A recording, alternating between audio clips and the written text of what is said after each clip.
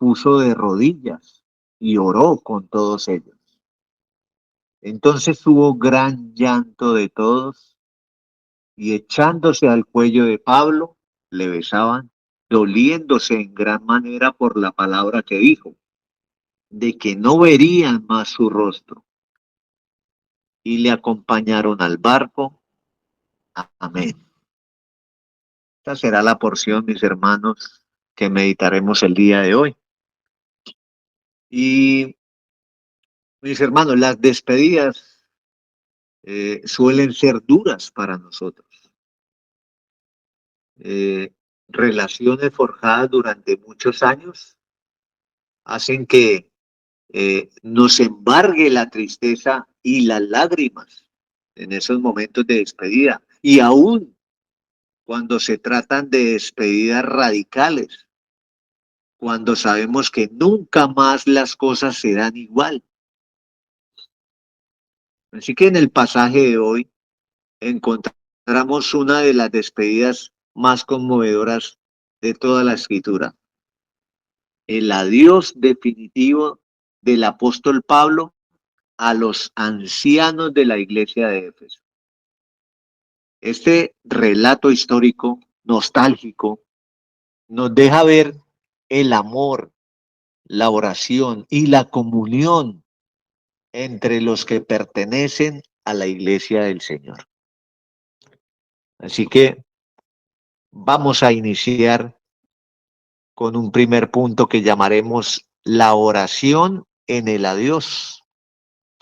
Y vamos a leer nuevamente el versículo 36. Dice, cuando hubo dicho estas cosas, se puso de rodillas y oró con todos ellos. Entonces hay una oración en esa despedida, en ese adiós. Pablo, mis hermanos, luego de hablar y de exhortar a los hermanos, porque él estaba en ese momento, estas son las palabras últimas de un discurso, luego de exhortar a los hermanos, los encomienda a ellos, y eso lo vemos en el versículo 32, un poco antes. Dice el versículo 32, y ahora, hermanos, os encomiendo a Dios y a la palabra de su gracia, que tiene poder para sobreedificaros y daros herencia con todos los santificados. Pero, mis hermanos, él no solo se queda en estas palabras de exhortación, sino que inmediatamente él pasa, como dice nuestro pasaje que estamos meditando, pasa a doblar sus rodillas. El hecho de arrodillarse refleja que en su corazón, el de Pablo, había sumisión, había dependencia total y reverencia ante la soberanía de Dios. Pablo, el gran teólogo, el apóstol de los gentiles, no está confiando en su propia elocuencia ni en la capacidad de los ancianos de Éfeso para sostener la iglesia por sus propias fuerzas. Él sabe, Pablo sabe, que ellos perseverarán solo por la gracia y el poder de Dios. Y por eso los encomienda en oración. Encomendó sus vidas, su ministerio y los peligros venideros a aquel que es poderoso para guardarlos sin caída. Esta oración corporativa unió los corazones de ellos en una misma petición, reconociendo que aunque Pablo se fuera, el gran pastor de las ovejas, nuestro Señor Jesucristo, jamás los abandonaría. Esta actitud, mis hermanos, de Pablo, la vemos a través de toda la Biblia. El profeta Daniel doblaba sus rodillas 3 veces al día para orar a su Dios. Nuestro Señor Jesucristo, en la noche de su agonía en el Getsemaní, puesto de rodillas, oró al Padre, dejándonos entonces a nosotros ese gran ejemplo de sumisión. El apóstol Pablo escribe a los Efesios en su carta: por esta causa doblo mis rodillas ante el Padre de nuestro Señor Jesucristo. Así que, mis hermanos, lo vemos a través de toda la Biblia, este acto de orar puesto de rodillas. Pero orar de rodillas no es que sea un requisito para que Dios nos escuche, pero sí es la evidencia de que se reconoce esa absoluta incapacidad nuestra y reconocemos que si Dios no interviene, no podremos entonces nosotros realizar su misión. Entonces, como enseñanza, mis hermanos, debemos cultivar la oración en todas las decisiones nuestras, en todas las transiciones. La Escritura nos enseña que la vida cristiana y el ministerio se sostiene sobre las rodillas. Cuando enfrentemos pruebas, despedidas o decisiones trascendentales, nuestra primera y principal reacción no debe ser el miedo o la autosuficiencia nuestra, sino la oración ferviente y corporativa, descansando en la providencia soberana de nuestro Dios. Con esto en mente, mis hermanos, vamos a pasar a un segundo punto. Ya vimos esa oración en el adiós, pero ahora vamos a ver el afecto sincero, versículo 37. Dice este versículo 37, entonces, luego de esta oración, de que Pablo se pone de rodillas, entonces hubo gran llanto de todos, y echándose al cuello de Pablo, le besaban. Vemos entonces el afecto sincero. Y mis hermanos, imaginémonos la escena. Hombres maduros, ancianos y obispos de la iglesia, eh, trabajadores duros, teólogos piadosos, se quebrantan y lloran profundamente. Así que no hubo frialdad, no hubo piedad fingida. El pasaje está describiendo una muestra de afecto sincero, porque dice que se echaban al cuello de Pablo y le besaban. Ese beso santo era como ese sello de que había comunión, perdón, respeto y amor fraternal que no era fingido. Pero preguntémonos por qué este amor tan intenso hacia Pablo. Y la escritura nos dice porque Pablo durante 3 años les había predicado todo el consejo de Dios de noche y de día con lágrimas y humildad. Eso lo podemos ver en este mismo capítulo, versículos antes. Pablo había derramado su vida por ellos. Así que, mis hermanos, el evangelio no solo une a las personas intelectualmente con la doctrina, no solo eso, sino que crea lazos de amistad más fuertes que los de la propia familia biológica. El Espíritu Santo había regenerado sus corazones, capacitándolos para amarse unos a otros fervientemente con un corazón puro. Y la Escritura nos habla siempre de este amor sincero entre los creyentes. En Romanos 12:10, el apóstol Pablo exhorta a la iglesia diciendo: amaos los unos a los otros con amor fraternal. En cuanto a honra, refiriéndonos los unos a los otros. También en 1 de Tesalonicenses 5:26, Pablo exhorta: saludad a todos los hermanos con ósculo santo. También lo vemos. El apóstol Pedro dice en su primera carta, capítulo 1, versículo 22, habiendo purificado vuestras almas por la obediencia a la verdad mediante el Espíritu, para el amor fraternal no fingido, amaos los unos a los otros, entrañablemente de corazón puro. Así que mis hermanos, el Evangelio de la gracia de Dios transforma los corazones de piedra egoístas, los transforma en corazones capaces de sentir y expresar un afecto profundo por aquellos que son de la familia de la fe. Y como enseñanza, mis hermanos, en este punto, nosotros debemos cuidarnos del peligro de volvernos fríos o sin amor fraternal. La sana doctrina jamás, mis hermanos, jamás produce creyentes que son apáticos. Produce corazones llenos de amor por Cristo y por los hermanos. Así que la iglesia hoy debe ser Exacto. un refugio de afecto genuino, Quieren estar con donde los... el gozo se comparte y las cargas se lloran juntos. Un cristianismo sin afecto fraternal visible es una contradicción del evangelio que nosotros profesamos.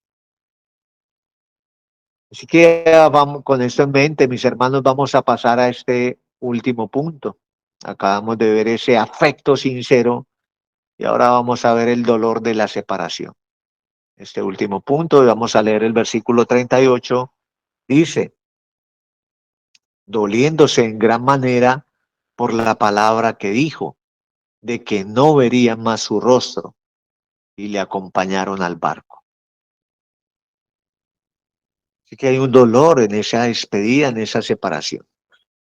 Y la causa principal de ese dolor, de esa aflicción de los hermanos, era lo que Pablo les había dicho. Él les había profetizado que enfrentaría prisiones y tribulaciones en Jerusalén y que ninguno de ellos volvería a ver su rostro en esta tierra. Eso lo vemos versículos atrás, versículo 25 de este capítulo. La seguridad de que era un adiós definitivo causó un dolor profundo en sus vidas, una aflicción en el corazón. Pero veamos, mis hermanos, que a pesar de ese gran dolor, el versículo nos dice que le acompañaron ellos al barco. Así finaliza el pasaje de nuestra meditación. Le acompañaron al barco. No se escondieron ellos de la aflicción ni abandonaron al apóstol en ese momento crucial. Caminaron con él hasta el último momento posible. Estuvieron a su lado hasta que el barco ya zarpó. Entonces vemos que el dolor no los paralizó, ni los llevó a ellos a la desesperanza. Era un dolor, sí, pero con esperanza. Sabían que, aunque no verían su rostro en la tierra, algún día volverían a tener comunión en la eternidad. Y mis hermanos, el dolor por las pérdidas es algo legítimo y es piadoso. Jesús mismo, el Señor, lloró ante la tumba de su amigo Lázaro, demostrando ahí que esa tristeza no era pecado. Sin embargo, mis hermanos, nuestro dolor debe ser y es muy diferente al dolor de los incrédulos.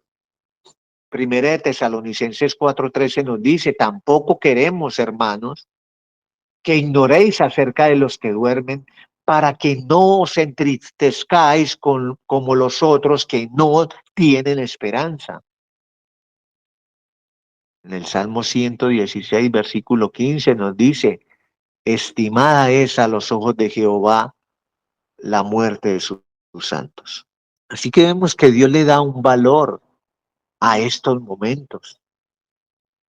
Así que acompañar a los hermanos en sus momentos de despedida o sufrimiento es una muestra de la gracia de nuestro Señor. Como enseñanza, debemos llorar, pero con esperanza. Los que no conocen de Dios buscan tal vez anestesiar su dolor con entretenimiento o evadiendo ese dolor. Pero nosotros enfrentamos el sufrimiento con madurez espiritual. Las despedidas de hermanos fieles o la muerte de los santos nos duelen a nosotros profundamente, pero no nos destruyen. Nos recuerdan que este mundo no es nuestro hogar y nos impulsan a fijar nuestros ojos en el retorno, en la venida de nuestro Señor Jesucristo, donde no habrá más llanto ni tampoco separación. Quisiera dar unas aplicaciones finales, mis hermanos, habiendo meditado en el pasaje. En primer lugar, fomentemos una vida de oración corporativa humilde. Mis hermanos, ¿cuál es tu actitud ante los desafíos de la vida que te trae la vida? Piensa, si el apóstol Pablo y los ancianos de Éfeso consideraron indispensable doblar las rodillas juntos para encomendar el futuro del ministerio, ¿cuánto más lo debemos hacer nosotros? Les exhorto a no faltar a las reuniones de oración de nuestra iglesia. No tratemos la oración congregacional como un evento que podemos decir que es secundario. Cuando enfrenten crisis familiares, diagnósticos médicos adversos o decisiones de cambio de vida, busquen a los pastores y a los hermanos para orar juntos. Fomentemos esa vida de oración corporativa. En segundo lugar, cultiven relaciones de amor verdadero e intencional. El afecto de los ancianos por Pablo no nació de la noche a la mañana. Eso fue el fruto de 3 años de convivencia sincera, de servicio mutuo y de que abrieron su corazón. Así que los animo a abrir sus hogares, mis hermanos, y sus vidas. Practiquen la hospitalidad. No vengan al culto del domingo como espectadores nada más, que se retiran apresuradamente al escuchar el último amén. Salúdense con sinceridad, con calidez, pregunten por las necesidades de sus hermanos. Lloren con los que lloran y gócense con los que gozan. Dejen de lado la máscara de la autosuficiencia y admitan cuando están pasando por pruebas para que el cuerpo de Cristo pueda ministrarles el consuelo de Dios. Por último, mis hermanos, mantengan la mirada fija en la eternidad. Las despedidas terrenales son inevitables. Seres queridos nuestros algún día partirán con el Señor. Sin embargo, este pasaje nos enseña que las despedidas en Cristo no son un adiós definitivo, sino un hasta luego. Que la tristeza de las separaciones de esta vida terrenal les sirva a ustedes para cultivar un profundo anhelo por la patria celestial. Allí, mis hermanos, en la Nueva Jerusalén, nos reuniremos todos alrededor del trono del Cordero con todos los santos de todas las épocas de la iglesia y nunca jamás más habrá un barco que zarpe, ni una distancia que nos separe, ni lágrimas que secar. Que nuestro Señor nos siga bendiciendo hoy y siempre, mis hermanos. Hasta aquí el devocional. Dios les bendiga.